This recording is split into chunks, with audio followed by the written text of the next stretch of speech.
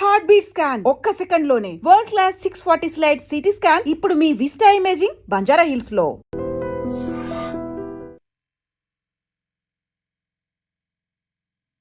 మిగతా వెళ్ళడంలో కూడా మనసులో అంతా చెప్పేస్తాడు బోళ్ళ మనిషి. ఇది చెప్పింది వాస్తవమే. పార్టీలకు అతీతంగా మీరు ఏ పార్టీనైనా మీరు కూర్చోండి, ఎమ్మెల్యేలు కానీ, ఎంపీలు కానీ, మంత్రులు కానీ, ముఖ్యమంత్రులు కానీ, పార్టీలు మర్చిపోండి. ప్రైవేట్ కానీ పబ్లిక్ అందరూ చెప్పలేకపోవచ్చు, కానీ అందరి మనసుల్లో ఏ వేదన ఉండదు.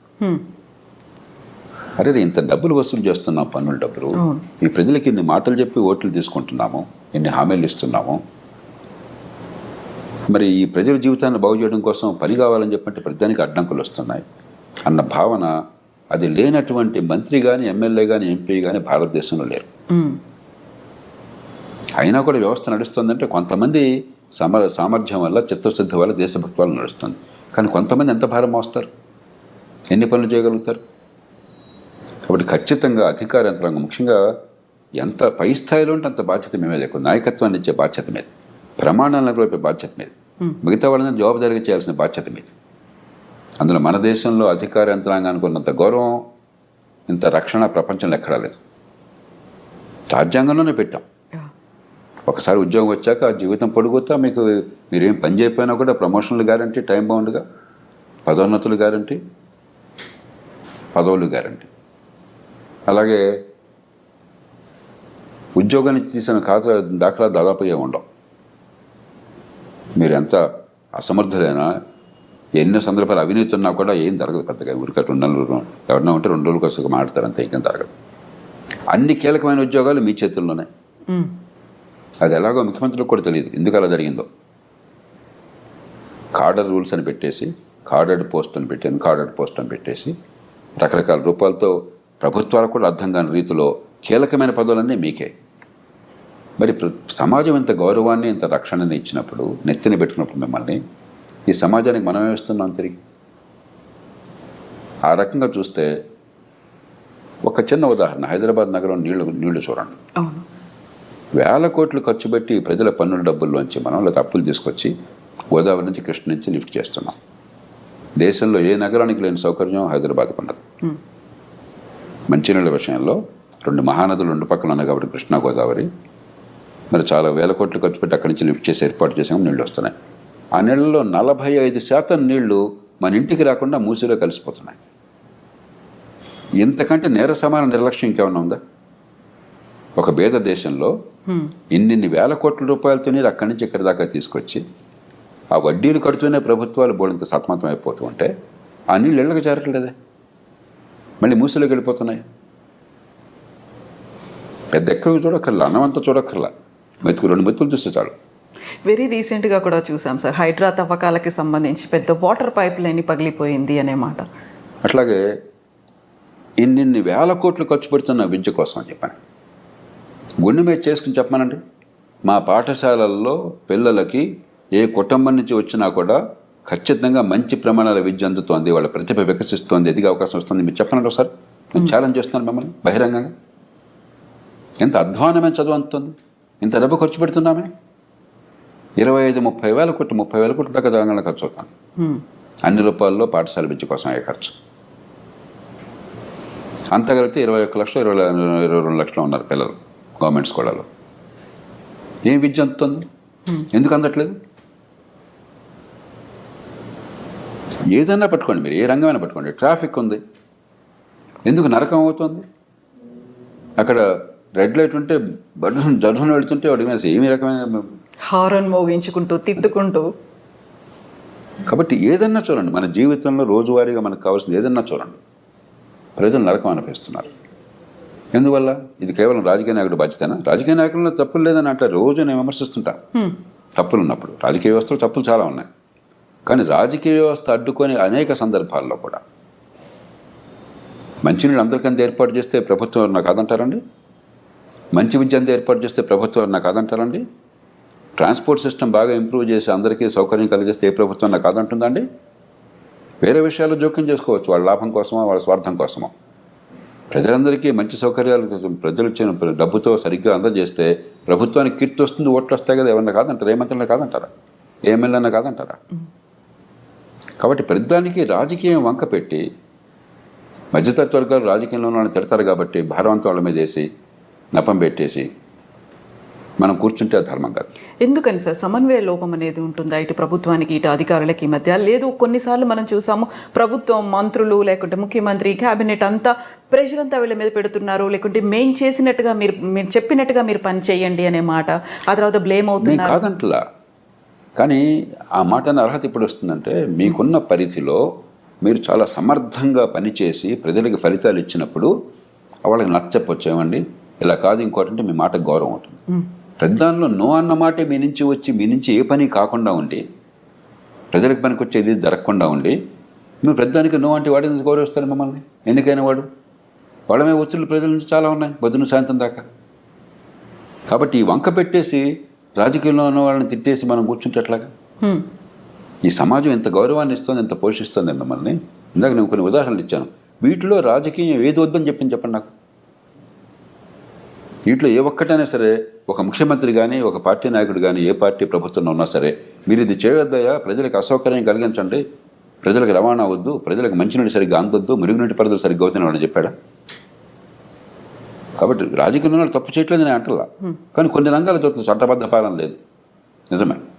ప్రధానంలో రాజకీయ జోక్యం ఉంటుంది పోలీస్ కేసుల్లో, నిజమే. పక్కన పెట్టేద్దాం, దానికి ఏం చేయాలో ఆలోచిద్దాం.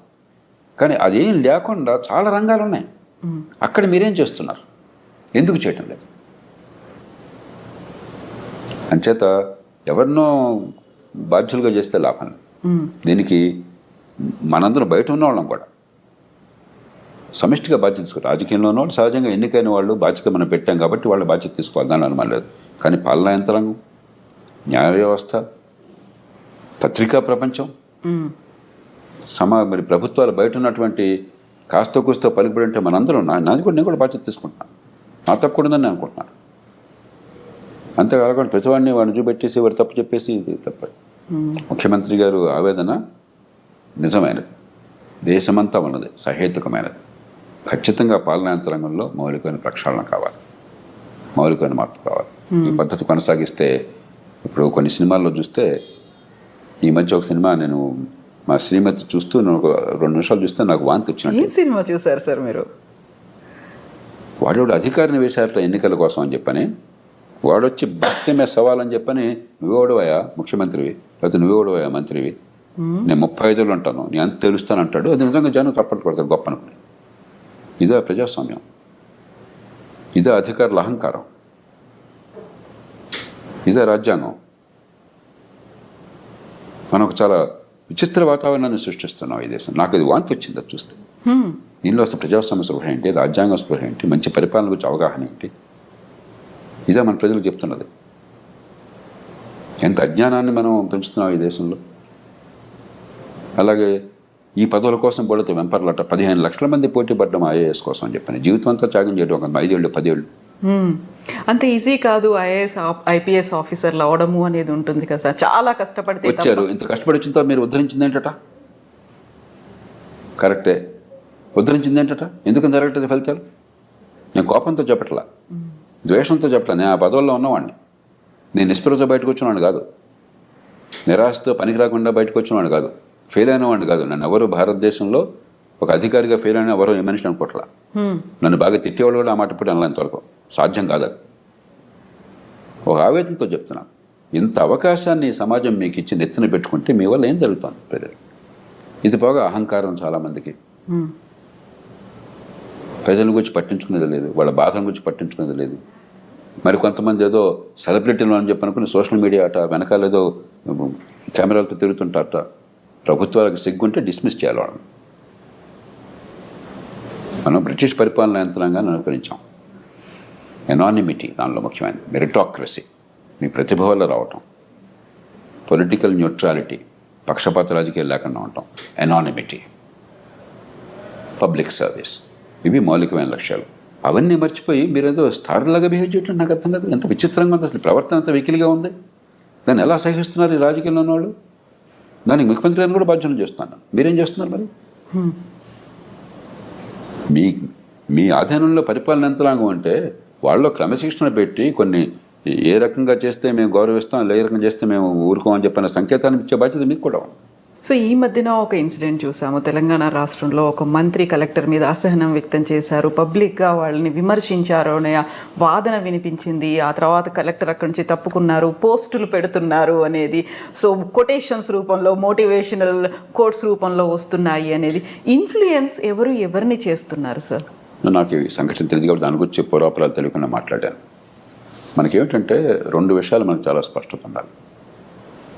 ప్రజాస్వామ్య సమాజంలో తుది బాధ్యత వహించేది ఎన్నికైన ప్రభుత్వము, ఎన్నికైన ప్రతినిధులు. కాబట్టి తుది నిర్ణయం తీసుకునే అధికారం రాజ్యాంగం పరిధి లోపల ఎన్నికైన ప్రభుత్వానికి. మనం ఏంటనుకుంటున్నామంటే అధికార యంత్రాంగానికే పాత్ర ఉంటుంది, వీళ్ళంతా ఊరికే వచ్చారు, వీళ్ళు వస్తారు రేపు పోతారు, 35 ఏళ్ళు మేము ఉంటాం, వాడు వచ్చి రేపు ఓడిపోతాడు. చాలా సినిమాలో డైలాగ్ కూడా, నేను ఐఏఎస్ పరీక్షలకు వచ్చాను, కావాలంటే పొద్దున్న ఎమ్మెల్యే, ఎంపీ, మంత్రిని కాగా నువ్వు అవుతావా, ఏదో గొప్ప విషయం లాగా. అంటే ఇక్కడ ప్రజాప్రతినిధులకు పెద్దగా చదువు ఉండట్లేదు, క్వాలిఫికేషన్ అనేది ఈ లేదు. ఆలోచనే మూర్ఖమైనది, అప్రజాస్వామికమైనది, అవాస్తవమైనది. ఒకరోజు పరీక్ష రాసిన మాత్రం చేత గొప్పవాడు కాలేడు ఎవడొకడు. ఆ రోజు నువ్వు చదువుకున్నవి వచ్చి ఉండొచ్చు, నువ్వు బాగా బట్టి ఉండొచ్చు, లేకపోతే ఎగ్జామినర్ ఆ రోజు సంతోషంగా ఉండొచ్చు, అదృష్టం కలిసి రావచ్చు ఉండొచ్చు. అంత మాత్రం చేత గొప్పవాడిని అనుకుంటే అది ప్రజాస్వామ్యం ఎట్లా అవుతుంది? ప్రజలు తమ సమ్మతితో అధికారాన్ని కట్టబెడితే ప్రజాస్వామ్యం. ప్రజలు పాలించేది ప్రజాస్వామ్యం. ప్రజలు పాలించేది వాళ్ళు ఎన్నుకున్న ప్రతినిధుల ముందు ఆ గౌరవం ఉండాలి. తప్పు చేస్తే ప్రతిఘటిద్దాం, కానీ ప్రజాస్వామ్య వ్యవస్థ పట్ల గౌరవం లేకపోతే, రాజ్యాంగ విలువల పట్ల గౌరవం లేకపోతే, ఎన్నికైన ప్రతినిధులను అగౌరవపరుస్తుంటే అది ప్రజాస్వామ్యం కాదు. ఏ అధికారికి అహంకారం కూడదు. అది మిలిటరీ అధికారి కావచ్చు, సివిల్ అధికారి కావచ్చు, న్యాయమూర్తి కావచ్చు. ఎన్నికైన ప్రతినిధుల్ని చవకగా చూడండి, వాళ్ళని వాళ్ళు తిట్టుకుంటారు. అదే పనిగా జనం కూడా తిడతారు. ఎందుకంటే ఓటు వేసేది తీసి తిరస్కరించేది వాళ్ళనే కదా, కాబట్టి జనం తిడతారు. అది ప్రజాస్వామ్యంలో సహజం. కాబట్టి వాళ్ళకి కొంచెం రాజకీయంలో ఉన్న వాళ్ళు కొంచెం వంగం ఉంటారు. దాన్ని అలుసుగా తీసుకుని ప్రజాస్వామ్యాన్ని అవమానిస్తే, ఎన్నికైన వాళ్ళు చాలా చులకనగా చూస్తే గడ్డిపోచలాగా, అది ప్రజాస్వామ్యం కాదు. అది ప్రజలకు అర్థం కావాలి. ఏ ప్రజాస్వామ్యంలో స్వేచ్ఛను అనిపిస్తున్నామో ప్రజాస్వామ్యానికి మూలం అర్థం కావాలి. రెండోది, సరైనటువంటి సూచనలు, సలహాలు మీ అనుభవంతో, మీకున్న పరిజ్ఞానంతో, మీ నైపుణ్యంతో ఇచ్చే బాధ్యత మీది. తీసుకుంటారా సార్ అప్పుడు ప్రభుత్వం? అది సైలెంట్గా చేయాలి, బహిరంగంగా కాదు. నిర్ణయం తీసుకునే తుది అధికారం వారిది. పొరపాటు నిర్ణయం అయినట్టయితే, అది రాజ్యాంగ విరుద్ధం అయితే ప్రాణవడ్డీ ఎదుర్కోవాలి. మీరు జరగకుండా ఆపాలి. రాజ్యాంగబద్ధమైనంత వరకు, చట్టబద్ధమైనంత వరకు మీకు ఒక జడ్జిమెంట్ ఉంది, ఇది మంచిదని. కాదని ఇంకో జడ్జిమెంట్ వారికి ఉంది. తుది జడ్జిమెంట్ వారిదే. అమెరికా లాంటి దేశాల్లో కూడా ఒక్కసారి ప్రభుత్వ నిర్ణయం తీసుకుంటే అది పబ్లిక్ పాలసీ అనేది కోర్టులకు జోక్యం చేసుకో. పబ్లిక్ పాలసీ చేసే బాధ్యత ఎన్నికైన ప్రభుత్వానికి. మీరు ఇక్కడ కూర్చుని బాగోగుల నుంచి అధికారం మీకు లేదు. విమర్శించవచ్చు ప్రజలు, చట్టసభలో విమర్శించవచ్చు. ప్రజల దగ్గర మళ్ళీ పోయి తప్పు నిర్ణయాలు చేశారు, ప్రజలు అన్యాయం చెప్పచ్చు. లంచం ఉంటే మనం కోర్టులో శిక్ష వేయచ్చు తప్ప, దురుద్దేశం ఉంటే శిక్ష వేయచ్చు తప్ప, వాళ్ళకు అధికార పరిధిలో నిర్ణయాలు చట్టబద్ధంగా తీసుకుంటే దాన్ని కాదనే హక్కు వాడికి లేదు, విమర్శించే హక్కు ఉన్నది. సార్, ఇక్కడ ఇంకొక వాదన ఉంటుంది. ప్రభుత్వాలు మారినప్పుడల్లా అక్కడ ప్రభుత్వంలో ఉన్నటువంటి మంత్రులు, మంత్రివర్గం, సీఎం అందరూ పోతారు. ఏదైనా నిర్ణయాలు తీసుకున్నట్టు మాత్రం బాధ్యులు బలయ్యేది అధికారులే అనే మాట సార్. ఒకటి ఖచ్చితంగా పార్టీలు, ప్రభుత్వాలు తప్పన్నది. మనకి 100 మంది అధికారులు ఉంటే నిజంగా పనికొచ్చేవాళ్ళు, ప్రజలకు చేయగలుగుతున్న వాళ్ళు 5-10 మంది ఉంటారు. క్షేత్రస్థాయి వదిలేద్దాం, జిల్లాలో వదిలేద్దాం, బట్ రాష్ట్ర స్థాయి, జాతీయ స్థాయికి వచ్చేసరికి మీకు పనికొచ్చేవాళ్ళు కొద్దిమంది, ఇంతమందిలోనూ.